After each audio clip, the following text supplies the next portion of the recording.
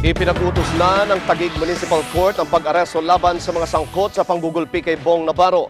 Ang warrant of arrest ay ipinalabas noon pang Biyernes laban kina Cedric Lee, Denise Cornejo, Bernice Lee, Simeon Raz, Jose Paulo Calma, Ferdinand Guerrero at Jed Fernandez para sa kasong grave coercion. Samantala, pinigilan ng mga immigration officer na makalabas ng Pilipinas si Ferdinand Guerrero, ang isa sa mga akusado sa pambubugbog kay Navarro. Patugo sana ng Hong Kong si Guerrero kaninang madaling araw. Si Juliet Karangyan sa detalye. Nagpalabas na ng warrant of arrest ang Taguig Metropolitan Trial Court laban kay Cedric Lee, Denise Cornejo, Bernice Lee at 4 pang akusado kaugnay sa kasong grave coercion na isinampa ng Department of Justice. Ito ang kinumpirma ni Justice Secretary Leila De Lima mula sa impormasyong nakuha niya sa korte. Ipinalabas raw ito noong Biyernes pa. Ang kasong grave coercion ay pwedeng magpiyansa, subalit nilinaw ni De Lima na kahit bailable, dapat pa rin pigilan ang mga nasabing akusado dahil kailangan nilang magpiyansa at kailangan ring magpaalam sa korte na sila ay aalis ng bansa. 12,000 piso ang piyansa ng bawat akusado sa naturang kaso. Ang kasong serious illegal detention naman diringgin pa bukas matapos maghain ng motion for judicial determination of probable cause na inihain ng kampo ni Lee. Ang naturang kaso ay walang kaukulang piyansa.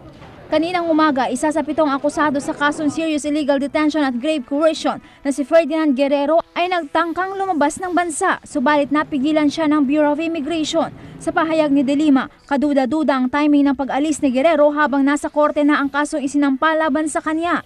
Ang instruction ko, if any one of those in the LBO for this particular case, the Bong Navarro case, would show up at the airport na walang permission from either the NPS or from the court, they can be detained and arrested for attempt to obstruct justice. Walang hold departure order pero nasa lookout bulletin order ng Bureau of Immigration ang mga akusado. Gayunman, hindi raw sila basta-basta makaalis lalo na at may warrant of arrest na sa kanila at kailangan pa rin ng NPS certification at permiso mula sa korte. Si Guerrero ay magtutungo sana sa Hong Kong alas 5:40 ng umaga. Kasunod ng insidente ay naghain na ang prosekusyon sa Taguig Regional Trial Court ng mosyon para magpalabas ng HDO ang hukom. Noong nakarang linggo, napaulat na nagtangka ring umalis ng bansa si Cedric Lee patungong Dubai pero nakansela ang kanyang booking. Noong Huwebes, isinampa ng Department of Justice ang kasong serious illegal detention at grave coercion matapos makitaan ng sapat na ebidensya laban kay Lee, Guerrero, Denise Cornejo, Bernice Lee, Jed Fernandez, Simeon Raz at Jose Calma. Ito'y kaugnay sa ginawang pambubugbog sa TV host comedian na si Bong Navarro. Juliet Karangyan, Eagle News. Sa iba pang balita, pinapatawa na ng 20 araw na suspensyon ang mga tauhan ng Zaurad Police District na tumanggap ng blotter report ng umano'y pambubugbog sa actor TV host na si Bong Navarro. Batay sa rekomendasyon ng Regional Internal Affairs Service sa Office of the Chief PNP, pinasasampahan ng kasong administratibo sina Police Senior Inspector Eduardo Alcantara, PO3 Dalmasio Lumian, PO3 Eugene Pugal at PO3 Rolly Laureto. Bukod sa pagkakasuspinde ng 20 araw, kanselado rin ang sahod ng mga nabanggit na opisyal matapos sa patunayang guilty sa kasong serious neglect of duty.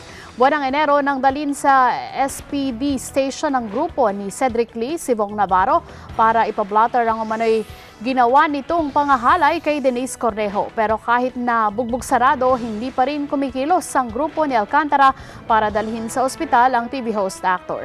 Hindi rin naman inalam ng nasabi mga pulis ang tunay na dahilan kung bakit bugbog sarado si Navarro. Tuluyan ang sinibak sa serbisyo ng pamunuan ng Philippine National Police ang 13 pulis na sangkot sa atimonan